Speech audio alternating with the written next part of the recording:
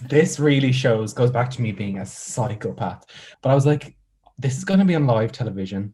I can't go into a TV thing not knowing who it is. I can't do a blind date. Yeah. If it's someone that I do not vibe with, I'm going to come across as an asshole. So anyway, they were like, okay, what we can tell you is the place that he's from, his age, and a fact about him. So they told me where he was from, what his age was, and that he plays the fiddle. Now, 6 minutes later, I had I this is psychotic. I bought Tinder Gold, set my location to Belfast, vigorously swiping to people, and then I found someone with a fiddle in his profile. Bang, found him, went on. Turns out it was this drag queen, which I was like, cool. Anyway, I had like a huge mood board, like with all the wires going out, all the photographs, and I knew everything about this guy. And then we had a date, and he was like, "Oh, like I played the fiddle," and I was like, "What?" And he was like, "Oh, I'm a drag queen," and I was like, "What? Oh my god!" Hello and welcome back to another episode of Finnterviews. This is a show where I get to chat to the most Finteresting people I know. I'm of course your host, Connor Finn, and on this week's episode, I was joined by the fabulous Cian Griffin from Gaylgeoirí. Cian is a content creator, writer, and meme maker, probably best known for his hilarious Irish pop culture and LGBT meme page, Gaylgeoirí. We discussed the origins of Gaylgeoirí, from a student radio show and Cian lip syncing on camcorders to the page blowing up with popularity over lockdown and sparking a new age of Irish language in popular culture for a digital generation.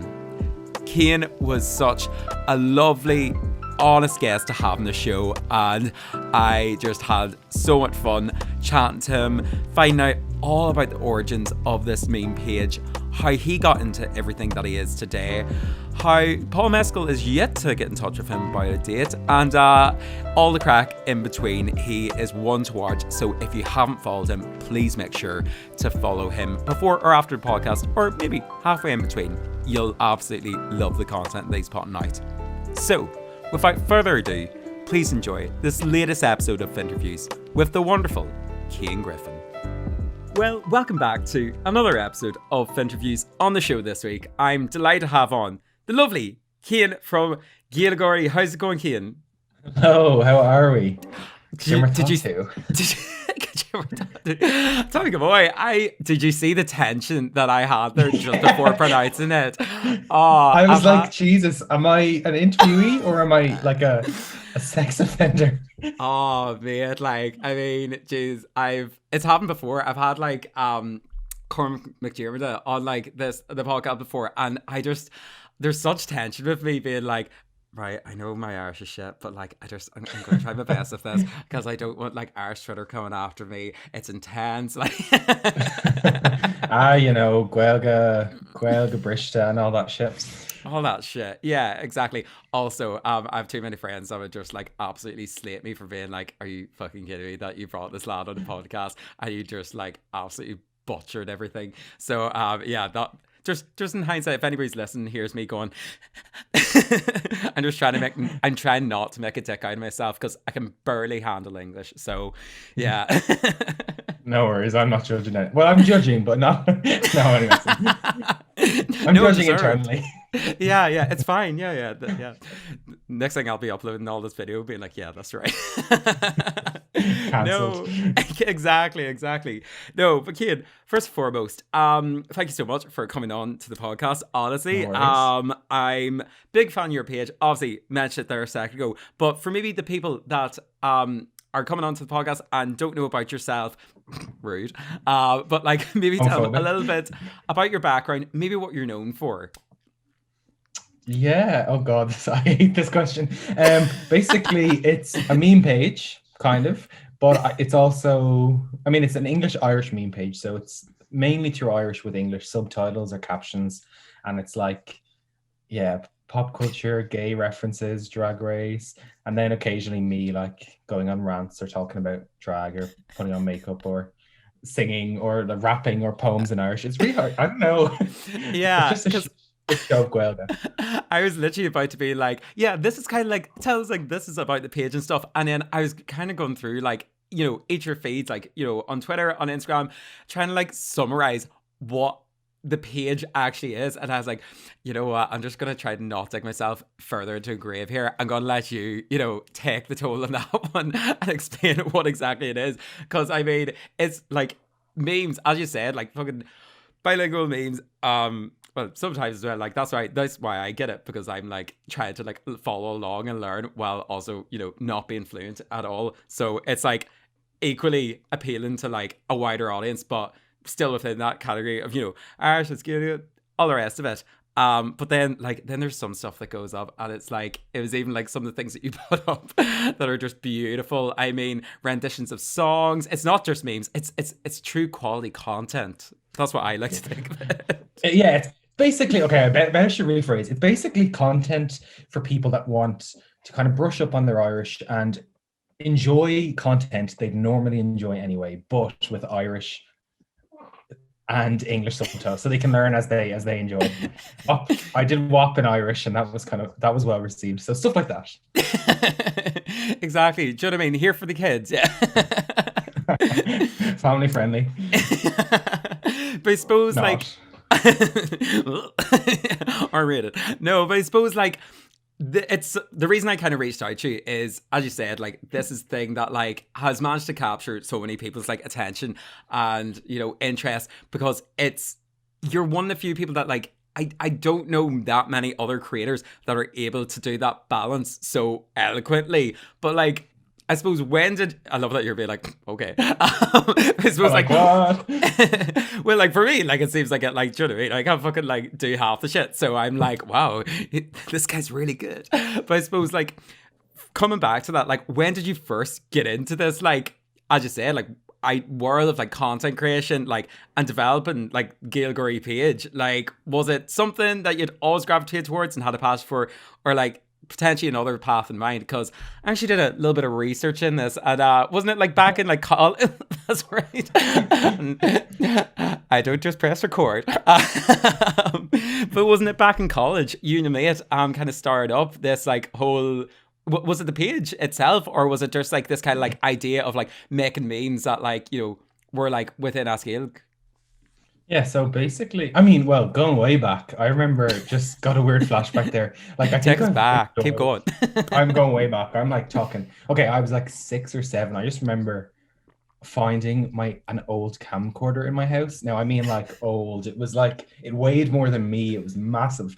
And I just got this weird flashback of me and 2 other kids that I lived near, setting it up on setting the thing up hands-free on a slide, facing a trampoline and jumping around lip syncing to Bop to the Top from High School Musical. I don't know why I admit to that. I was lip syncing for my life before it was cool. But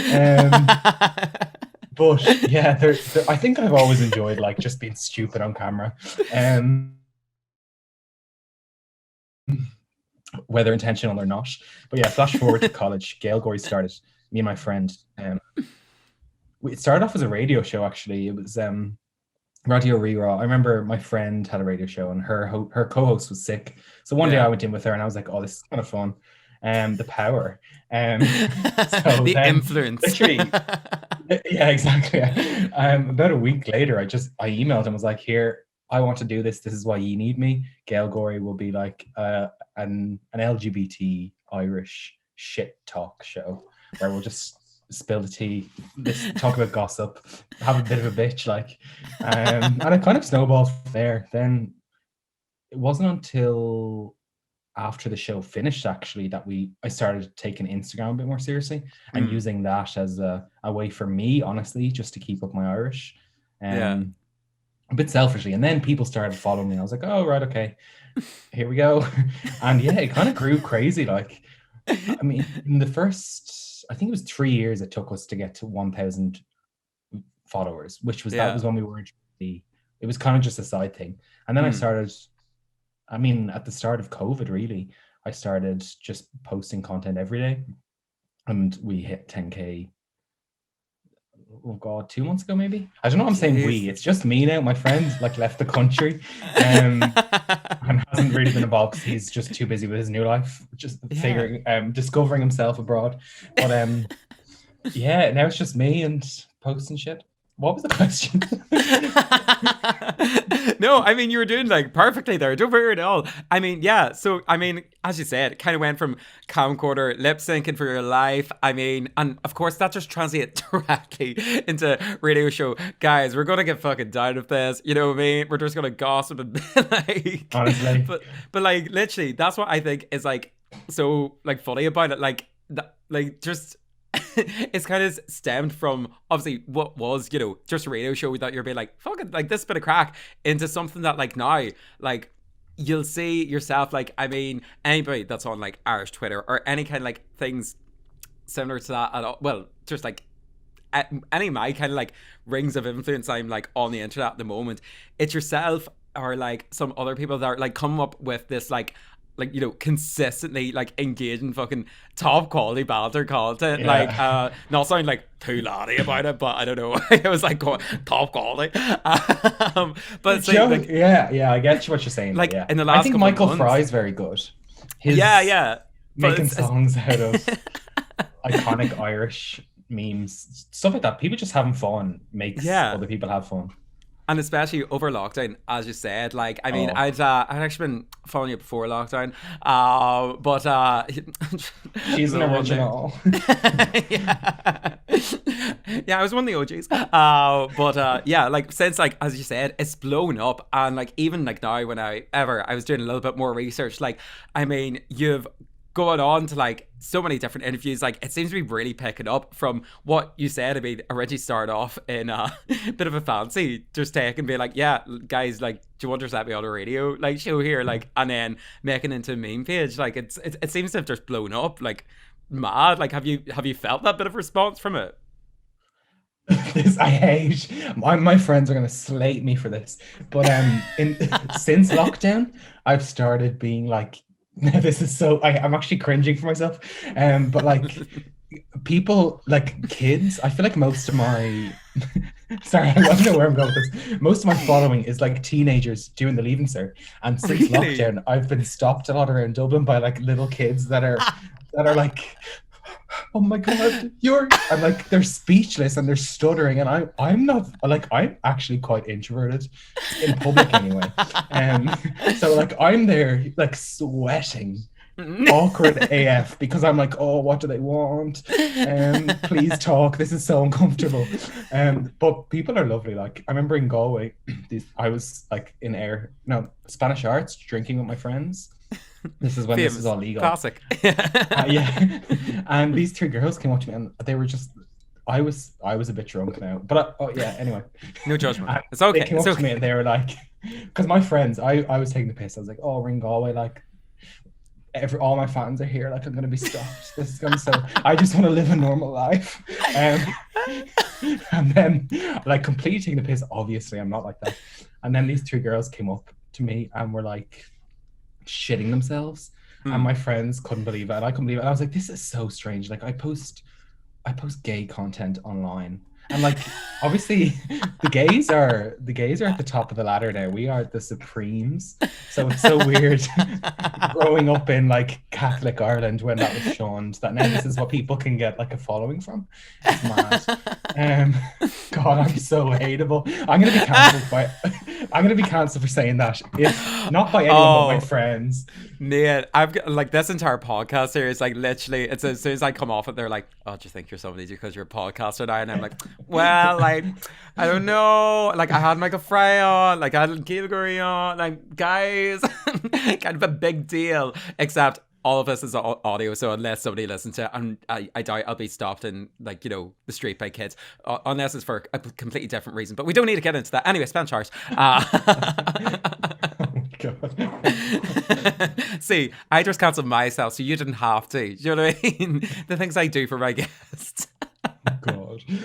Oh God. I presume you edit this so much, right? No, this all goes out, sir. Oh, the hot scoop. Okay, okay. Good to know going forward. Yeah, this is why you should probably warn my guests beforehand, being like, this is completely unedited. I mean, unless something horrendous, I will edit out, but I try to keep it as organic. as possible. I mean, I haven't said anything to offend anybody yet, I hope. So in those regards, nobody can cancel me yet. Do you know what I mean? Yeah, hopefully. I don't have a big enough following, yeah, so. But actually, that is a good point to note, because I have noticed that as well. Obviously, the love is great and the reception is great, but there's also like a lot more hate. Like, not to make this a sob story, but like just getting DMs of like really, really mean stuff. And I'm fine. I'm 25. So the louder what for the people in the back? I'm 25. I'm halfway to 50. But I'm obviously a lot more able to take it, and I'm confident, and I love myself, gossip and fan, obsessed with myself. But like, if I don't know, there's young content creators, like there's 16-year-olds blowing up on TikTok that, yeah. I mean, if I was in those shoes, I definitely wouldn't be able to take the hate that I get now if I was that age. So yeah, I mean, it's the best of both, I guess. Well, not the best, but you know, there's two sides to the coin. Yeah, that seems to be Fame like isn't easy. God, it really taking a toll on me. But I suppose I hope people know when I'm being like sarcastic and satirical. I don't think I'm famous, but like, don't talk to me if you make less than 100k a year.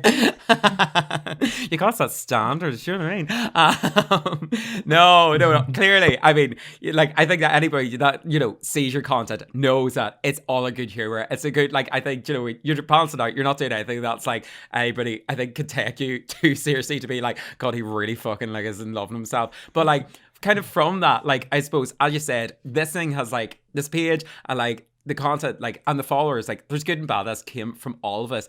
But like, as it's such a kind of like niche, really, if you think about like kind of like you're doing it for the gays, you're doing it for the Irish, like literally, like what is inspiration that is like kind of behind this? Like, what was that? Was there anyone or anything that particularly like influenced you, or to this day kind of influences you, that you kind of thought like, this is where I want to go with this, or this is a reason I want to spark this? Because I know that you did say like the people that have came from it are a lot of like ones from like Leaving Cert and whatever like this, but like obviously that's just like has happened from it. Like what is there any kind of inspiration that you take, you know, from things? Yeah, I mean, sorry, forgot how to interview there for a hot second. Things.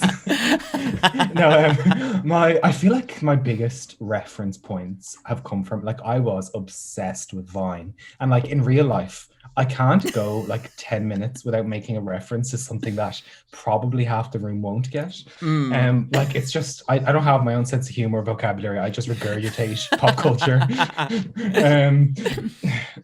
So like, I mean, Vine, I've always been a big advocate of memes. I mean, like, I think our generation is unique in that, like, I mean, memes are so relevant. Like, companies have built them into marketing campaigns. That's how relevant they are for our demographic.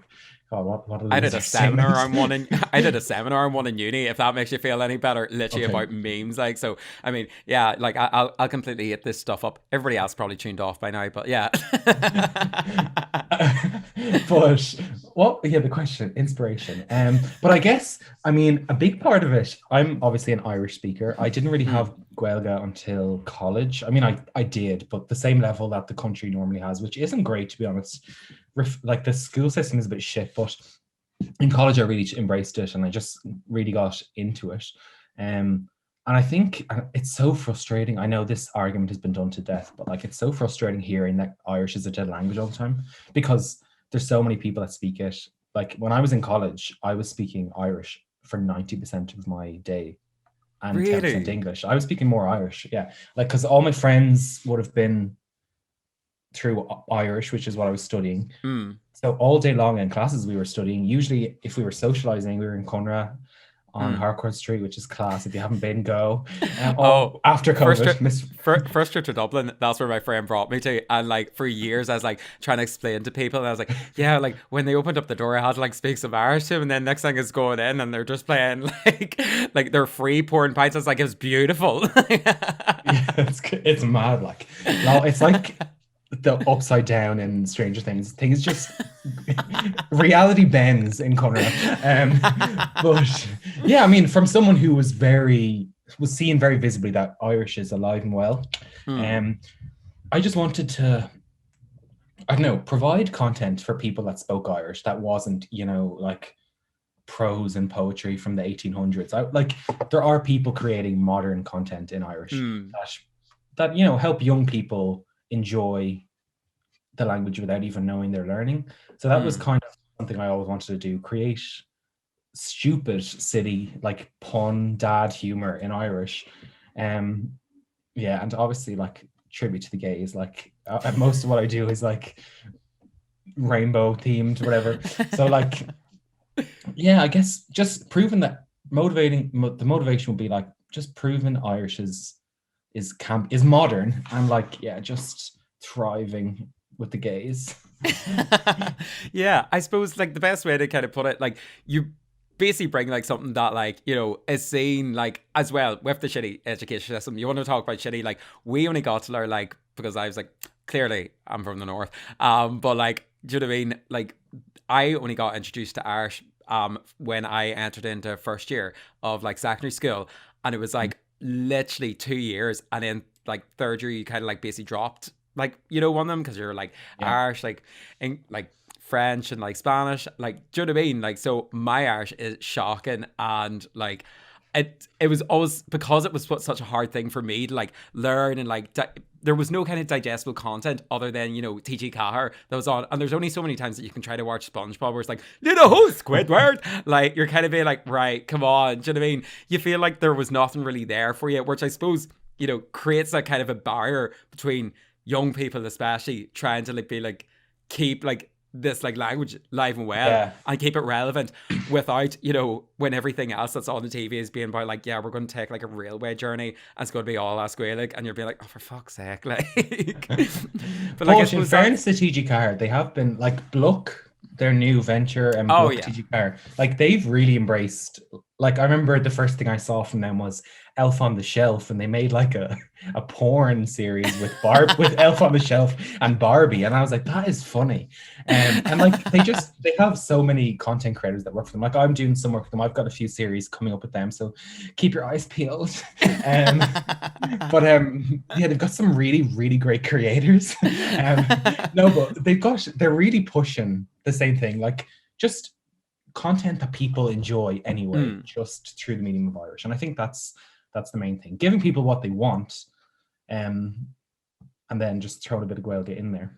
Yeah, I wasn't trying to shit and teach Cahir. I know. By any means, Arthur, you've heard it officially here. Okay, it's not happening at all. Because believe me, like I love this whole like thing. It's where it's like the TG Cahir like intern and all things. So now that's like funny. Who's taking over. But like that's the kind of reason that like I suppose like why your page like in the last while has like seemed to take off like so well is that because you're creating content that usually was like, and myself, I'm sure plenty of others just didn't find accessible, and now it's kind of being brought more into a digestible form. But like, I mean, that's why we love it. I mean, and then chucking some fucking Drag Race in there, yeah, like, do you know what I mean? Like, then we're winning. Do you know what I mean? Yeah, make it spicy. And if you don't like it, like you're a homophobe and you're going to be cancelled. Yeah, basically cancelled. Yeah. But I suppose like before, like you're like kind of mentioned like, you know, life before this, but like before this, like you kind of work in content creation, because if I'm not wrong, I actually tried to find you a bit of LinkedIn. Like you would do kind of content creation, other stuff, like no matter where, like, do you know what I mean? You're like, write a book. You've just like published like a book as well. Like, would that be correct as well? Try not to put words into your mouth, but also trying to reference quite like insuccinctly here. But maybe like tell us about like before this kind of area of working in some kind of manifestation within like art and whatever else, about maybe some of the character building jobs that like, I know that you maybe had growing up that maybe informed, you know, the content and the kind of humor that you're known for today. I don't know if you know what I mean by character building. This is like a term. Honey. Honey. I've been working since I was like 13. So I was like working a bit illegally in my family pub for a few years. Pulling pints before like I was supposed to be honest, and that was fine. So I've been working fairly young. I worked in a few supermarkets. I worked in at a deli counter. I some like mean, rough jobs. Like, I think honestly, my favorite thing about graduating college, as much as I'm not shitting on it or anything, but personally, the worst years of my life were working in the public, like, what is it called? The service industry. Like, oh, yeah. I also worked in customer service in a phone center. When like, my hairline is fucked as it is, but when I tell you, I was pulling out my hair. Oh my God, it was the worst. But in terms of, I mean, there's a real standout one as well. A few years ago, I was desperate for a job after college, after my undergrad, because I was starting a master's, and I was like, lol, how am I going to pay for this? UCD are robbing me blind. And I got an interview. I'm not going to name and shame, but I'll paint a picture of her. She had like she always wore like a pencil suit because she was really high and mighty. Like, she had a Karen cut. Oh God. She is a Karen. Yeah. I remember she runs like loads of summer camps all over Dublin. And she was venturing out into an Irish version of her summer camps. I remember for the interview, she was like, "Oh, meet me here," and I got there, and it was the Starbucks on Leeson Street, and I was like, "Oh, that's really weird." And we went in, and she was like, "Oh, office is down the road, but I don't want to bring you inside." And I was like, "Oh, okay, rude." And she was like, "So we're gonna have it here in the Starbucks," and I was like, "Right, okay." And then we sat down, and she was like, "Aren't you gonna buy anything?" And I was like, "No." And she's like, "Well, I'm not buying anything, and we can't do the interview here if none of us buy anything. So go buy something." And I was like, right, okay. I did not drink coffee at the time because I was like 18, maybe 19. I was, and I forced myself to get I was like, "What's your weakest coffee?" And they gave it to me anyway. They do tea. Yeah, I don't know why I didn't just get hot chocolate or something. I ended up getting a mocha and like vomiting afterwards. Yeah, and then you just went for a smoke outside as well because you're like, "I gotta sell it here." Yeah. I got the job anyway. I should have taken off the rose tinted glasses. The red flags were everywhere. Anyway, I started my first ever day. It was in UCD, and she was like, "All right, just rock up and you can take the class." And I was like, "Okay." So I rocked up. There was like 50 10 to 12-year-olds, and she was like, "Okay, just teach them." And then she left. And she left for the whole day and left me with all these little kids. I wasn't guard vetted. She just left me all day with these kids.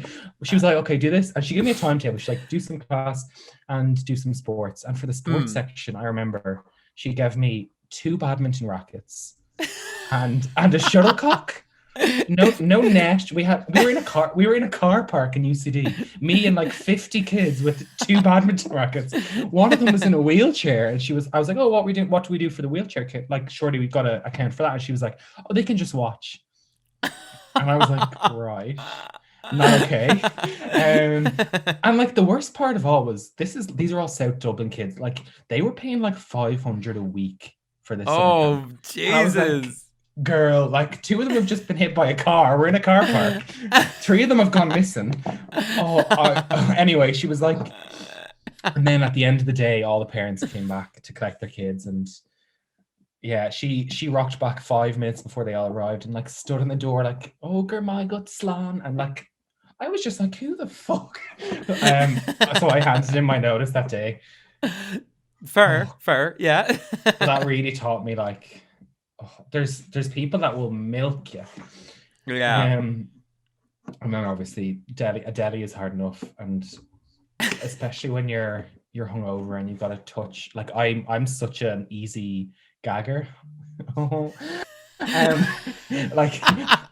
Like the smell of tuna, ketchup, mustard, anything like really prominent makes me get a gag. So working on a deli counter was off. I was like, spicier plain. Anyway, I'm happy. I'm going to be sick.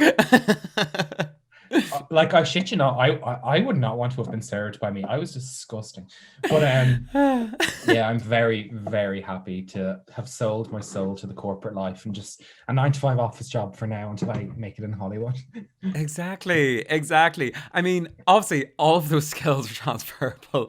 I mean, you've really just been put on, the backbone of society. Do you know what I mean? You're pulling pipe from no age. You had to be making people fucking like hungover bastards or fucking like, whatever fillet rolls if I'm trying to be sick. And then, yeah, equally chucked into a situation with just a round of random people and you just had to entertain them. So, I mean, if that isn't going to, if that doesn't like inspire what Gaylgeoirí is today, like I mean, And like honestly, at the end of the day, like, I know how to make a class chicken fillet roll and I can pull a pint of Guinness.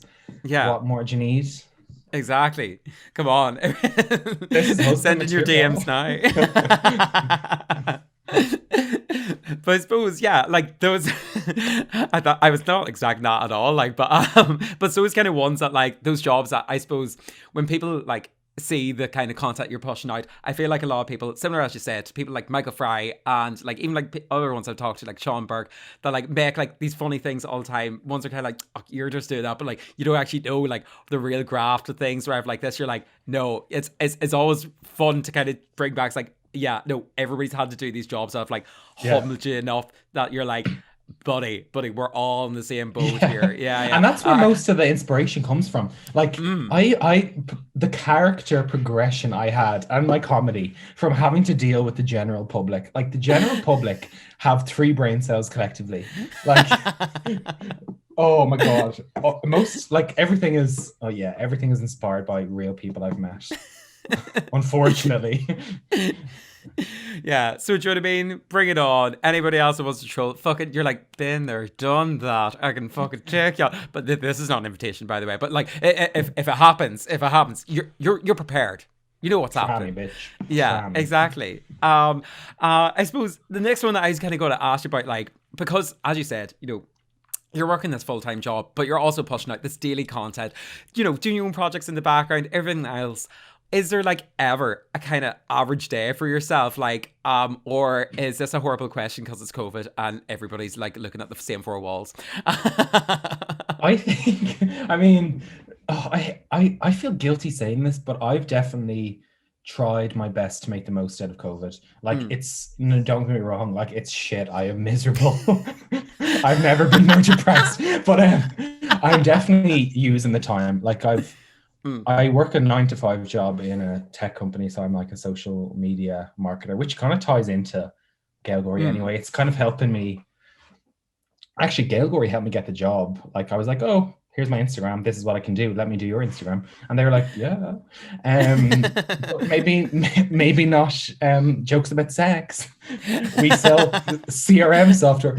But yeah, I mean, I've definitely been very lucky. I mean, especially in Irish, like, there's so much opportunity I've had so much opportunity getting to work on radio shows, getting to do a lot of writing. Like, I just published an Irish English poetry book with one of my friends. Over the summer I got to raise 10k for LGBTQ plus charities.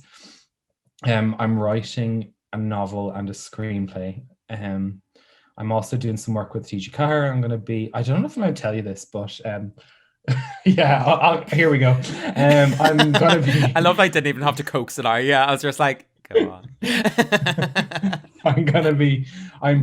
You might see me on screens in the next few months. I think I'm gonna say that because that's technically not saying where or what I'll be doing. But yeah, I've got that, and I'm actually went back to college. I'm doing a course in IDT and screenwriting for TV because of that. Jesus. I mean, that's what I really want to do. I really want to write, and I really want to be involved in television. Not that I don't love my job. It's grand. It pays the bills. But like, I know I want to do actually meaningful work. And yeah, I'm working on an LGBTQ plus novel / screenplay about the referendum in 2015. So yeah, that's something I'm really excited about. So hopefully that will come into fruition. I don't really have a typical day. I just kind of do my day job. as much as I can, and then do the interviews and then juggle and 24 other writing. projects. Yeah. Yeah. I mean, and charity work as well. You're coming on to Finnterviews. Do you know what I mean? Really just a man for the people like here. Does this count as community service? I also, and I mean, You're sorry, paying for it, like. Drag Race season 13 and season 2 of UK are out at the moment, so that's 2 extra hours a week, and all the spin-offs. Like, it's hectic. I'm very lucky that I've got so much going on, because honestly, I'm the number one person that cannot handle so much time on their own. So I'm lucky I'm kept busy, or I'd be a nightmare. I'd be literally going on Insta Live and crying down the phone every night. But yeah, I'm kept busy, which I'm very, very grateful for.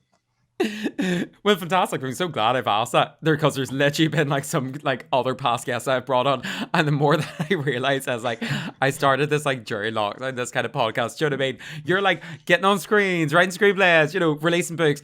I just said chat to people on the internet. But like I realize, do you know what I mean? The more that I get like pose that questions like, what's your day to day look like? They're like, well, clearly fuck all, because I'm chatting to you right now. So I'm delighted that like at least you seem to be like, I mean, doing like 110 things, which yeah, makes me feel like a little less guilty for like asking what's everybody else doing with the day, just because I'm literally curious. Like, I'm not flexing. I'm not trying to like boast. I'm just like I'm literally being like, is there anything I can do? Every second I've got free, I'm like, oh yeah, I'll join OnlyFans. Not really. But I'm like, literally anything. And I'm like, yeah, I'm there. There's time yet. Do you know what I mean? But I suppose like as well, you kind of touched upon briefly there, like the things that you're doing, like, and even like stuff with you're going to be on some screens, stuff like this soon enough, like you're on different radio things. Like I know I seen you posting up about like different things. Was it for like BBC Sounds as well? Like I seen like a wee snippet of like you seem to be, you know, a lot of opportunities are coming from this, because as I said, you know, people are responding to like what started off as something just like a bit of like, oh, this be great crack.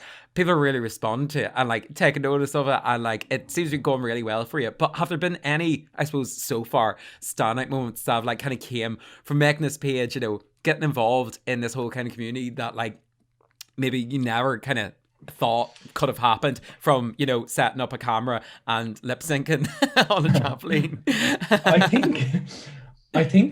I mean, there's a few things that come to mind. I honestly, like, it's only happened like, I'd say 10, 15 times. But when people come up to me in real life and are like, I love your page, like, can we get a picture? That blows my mind. I'm like, what the fuck? Like, me. Like, so it really, I sound so like, so fuck off annoying, but I'm like, it honestly really is really humbling. I'm like, wow, that's so nice. People are so nice. But I mean, over the summer, Jennifer Zambarelli on RT2FM interviewed me, and I was like, wow, that is crazy. Like, I listened to her growing up. Yeah. Just before Christmas, I was on Claire's podcast, and like, I've watched her, Claire Cullen, I've watched her since I was like 10 on YouTube. So that was like a really nice full circle moment. But I mean, I guess just the people I've got to meet and got to work with have been great. Like, and some of the people that just follow me and we go back and forth in DMs, like some people that I'm like, wow, I can't believe they know who I am. Like Jedward. No, not really. Jedward actually haven't ever tweeted me, which I think is a bit offensive. Honestly, fuck's sake, Jedward, give it the fucking time. Guess they're homophobic, whatever. But I'd say, honestly, I'm counting down the days. Like the day Paul Mescal acknowledges I exist is the day I yeet myself out into traffic and like I'm happy to die. That is the day I die. Yeah, because after that everything just plateaus. Like, yeah, exactly. That's when you've peaked, really. Like, I mean, and the amount of like memes that you've put up about, like, honestly, at this, it's getting a little bit offensive at this stage. You know what I mean? I actually have a theory, because I'm a freak. I am a freak. I've gone through all my followers, and anyway, I've gone through the people that I think might like. I've gone through all the people. 10,000 followers. I've gone through people. Well, I mean, Corona, Miss Rona has given us a lot of time. I found out the people that Paul Mescal follows, and I'm like, a lot of people follow me that Paul Mescal follows. So I'm like, someone has to have sent him one of those memes. I'm like, he has to have seen this, and he's probably so disturbed. by my upset. Like, I've posted so much content with him, so many photoshops. I'd say his lawyers know who I am, I'd say. So I suppose, yeah, standout moment so far. I mean, Paul Mescal is still waiting to be noticed. But like, I mean, that's sort of future goal. But like, yeah, like as you said, get recognized on the streets for like literally, post up like the most like. I think I'd say quality content, but like, do you know what I mean? Like, even like yourself, it's humbling, to, like, especially in Ireland, where as soon as you start posting up stuff, people are like, "Fucking like, when you look in there." Yeah. But like the fact that it's been such like a positive response. I mean, I was going to say a standout moments, maybe like a raising load of money for charity, but whatever. Oh, yeah, I forgot about that. But that was really nice. I mean, no, okay, maybe to do a roundup of that. I think overall the opportunities, like, I've got to do so much work with for radio, for TV, for different social channels online, and like even working with some LGBTQ plus charities. Like, I'm a volunteer with Shout Out, which, I mean, maybe if anyone doesn't know who they are, you should look them up. They basically do like inclusivity talks at schools all around the country. So I mean, I've been very lucky that I've got to help and support them, and just help be this is kind of cringe, but be a role helping model others while helping yourself. Do you know what I mean? It's honestly, yeah, that's it. Oh god, my favorite. I can't believe I said my favorite highlight was people being like, "Oh my god, you're Gaylgeoirí," when I've. Oh yeah. Anyway, it was my work with charity. I'm really a good person. It was a leading question. I'm so sorry. But like, again, like, yeah, from that, maybe on the opposite spectrum of this, have there been any kind of like horror stories? I mean, apart from being chucked into, trying to teach like 50 randomers some like Irish with like some card or whatever that was like bringing him, just like, "You're gonna be a star, kid," like, and then maybe like some like the fucking trolls online, like, have there been any major like horror stories that came from this? Because it seems to be such a positive thing that's like really, again, as you said, like positive feedback, and like so many opportunities have came from this. Yeah, I mean, it's not really a horror story, but I remember early days. So I don't know if you've heard of the SMedias, the Student Media Awards. When way back when our radio show got nominated for, like, I can't remember what even the category was. I think it was People's Choice. We didn't win, which was really not on point. But I remember TJ Carter were there, and they were interviewing us at like the entrance, and we had been pre-drinking for like 2 or 3 hours before. We were young, like this was like early days in college. And I remember TG Card asked, could they interview us? And I don't know what possessed me, but I thought it'd be really funny so there was two of us getting interviewed. After my interview had finished, I was still standing in frame. And I remember, oh God, I'm still cringing. I was like so drunk that I was just like staring down the barrel of the camera. Like for the whole thing, really intensely staring. Blank stare. After I got an email being like, Cian, just so you're aware, we had to scrap that entire interview. Like, we can't post that. And the person who interviewed me, I actually haven't talked to him about this because I work quite closely with him now on a lot of projects. And I keep meaning to ask him, does he remember that? Because that was years ago. And like, I was also sweating. Profusely, yeah. Honestly,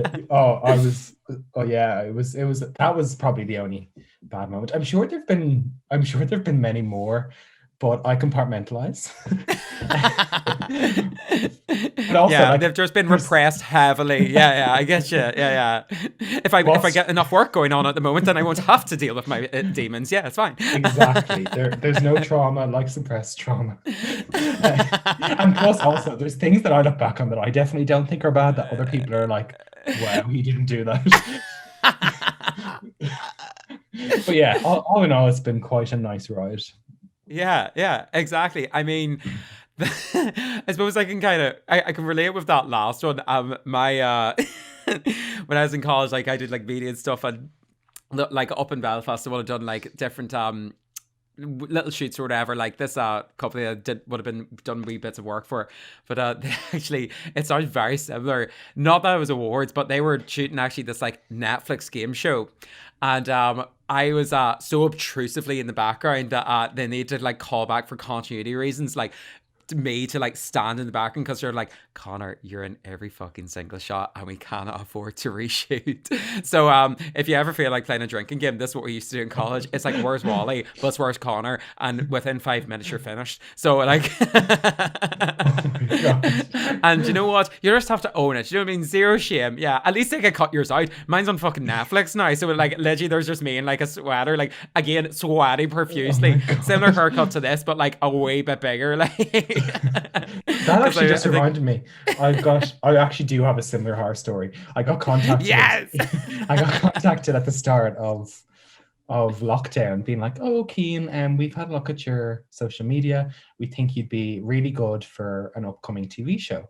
And I was like, "Oh, cool, yeah." And what is it? And they were like, "Oh, it's basically like Love Is Blind meets First Dates Ireland.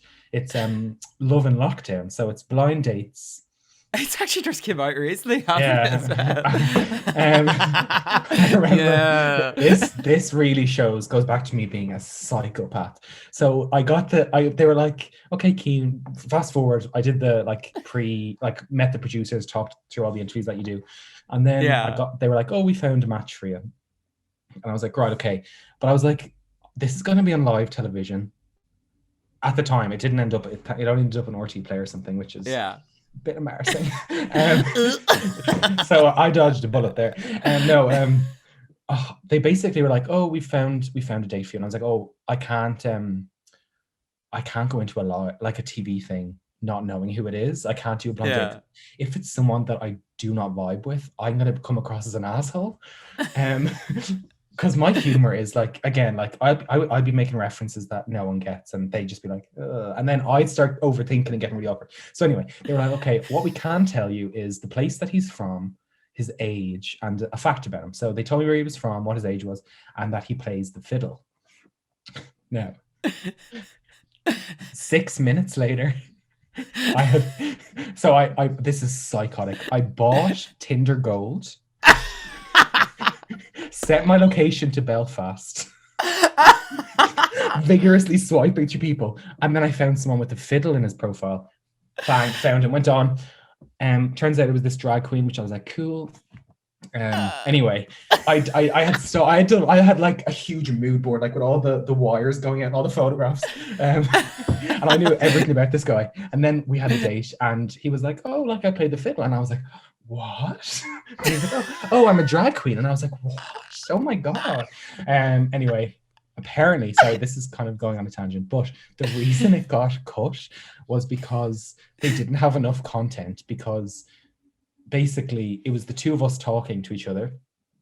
The producer was on the call kind of trying to lead us, similar to like RuPaul's Drag Race, trying to be like, "Tell us about childhood trauma." I'm like, "But we're vibing here. We want to talk about drag." Anyway, then we kept like throwing shade at the producer, being like, "Oh, straight people are trash. Like, why are you trying to bring up trauma? Let us just have fun." So they were like, there's not enough content here, because all you talked about was how straight people are trash and how the producer was trying to lead you. So yeah, that never ended up on TV, but that was kind of that was a rough one. But I love that as well, just like going into it being like minimal information. You've got an age, you've got a location, and you've got some kind of like permissible hobby, like not even like the main hobby. Do you know, like, well, not even, do you know what I mean? Like drag queen, that like instantly rounds it down. But they just told you plays fiddle, like, do you know what I mean? Like literally when you're naming that, being like Northern, I was like, yeah, and I was like age to play fiddle, I was like, fuck, that might have been me. But like, do you know what I mean? I love that just goes like hyper, like, "Gonna find you, motherfucker." But I'm dodged a bullet. Yeah, dodged a bullet, and so did he, to be fair. But then I suppose, like, I mean, from going from there, I mean, that doesn't really sound like a horror story. That sounds like a peak. But again, like, I suppose, like, when you, I mean, from going from like, you know, you're already been scouted for dating shows. What does the future, hold for Cian? Like what other goals are there to achieve other than, I mean, Paul Mescal, of course, getting involved, but like, I don't know, is there any big future plans that you have? I know, like you mentioned about like you want to get into screenwriting and stuff like that. Is that the kind of like route that you're like, now this is like my kind of like trajectory that I'm going to go down, and then I can like officially tell them the world that like the straights are horrible. I don't know. I think what I really like about this kind of work is how varied it is.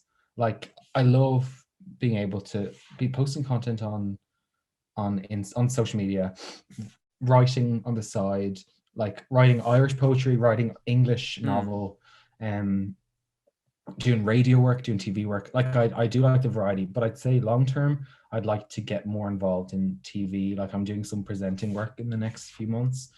So I'll be behind the camera and in front of it. But I think I really, really, really want to get into writing. Like, I've always wanted to publish a book. I've been writing since I was like 15. Now, and it's all online. I'm not going to tell you where. Only the real stands will know, because it is trash, and I don't want to send anyone there. But I've been writing for again, research. Oh no, that book, that's going places. But there's some, I think I've had to like remove stories because I'm like, this is like disgustingly bad. But yeah. Is it Paul Mescal, the new fan fiction? Okay, we already get it. Yeah, we already know. Okay, let's just bite the bullet here. Tell the people what's really about it. Oh God, I was actually thinking, I was like, Dreamcast, would Paul Mescal be? And I was like, no, I don't think I can ever actually meet him in real life, because he'll be like, oh, it's you, and I'll be like, it's me. But the goal is publish a novel, my LGBTQ plus novel about the marriage of a friend, write a screenplay adaptation, and then take it from there. But like, continuing the shit show on Instagram while I'm at it. Exactly. Also, really want to get better at drag. I just think it's just really fun, and I mean, I'm shocking at the moment. I'd love to, but that's not really career. That's just like my life not being a mess. And you think that's going to simplify things? Interesting. True that. But no, like, I mean, that's it. Like, I mean, that's like, it seems like, as you said, everything that's kind of came from this, like, it's kind of suits, I think, with your personality as well, and like from the stuff that you're already putting out, like fucking play it, yeah, because like, world's your oyster. I mean, you're going to be presented, like, may as well, like, screenwriting and all the rest of it. Like, I think what you're doing kind of online is something that's like, not to be like so commendable, but like, genuinely, like, it's one of those things that I think there was an appetite for, and it just needs to be fed. Do you know what I mean? The kids just were hungry, gagging for it. Oh God, I wanted to make a joke, but I'm not going to say. Again, it was a leading joke. But like, honestly, yeah, like, I mean, that's like, I suppose that's where like, I don't know what else I'm gonna say, but other than like, I can keep talking to you for the rest of the night. But honestly, like, I hope that like next time, get to see all your stuff, like it. Like, I hope that everything goes where it's looking to go, because it seems to be in the right direction anyways at the moment. Thank you. But I suppose, sorry, I don't know why I've completely just mucked up this interview. Like, and honestly, I'm like, I'm keeping all this in, because it's just, I feel like I've just bollocked it over. It's a Tuesday. I feel like we're both just in a weird mindset. But I suppose your bill covers 3 more minutes, so if you want to just retry that'd be great.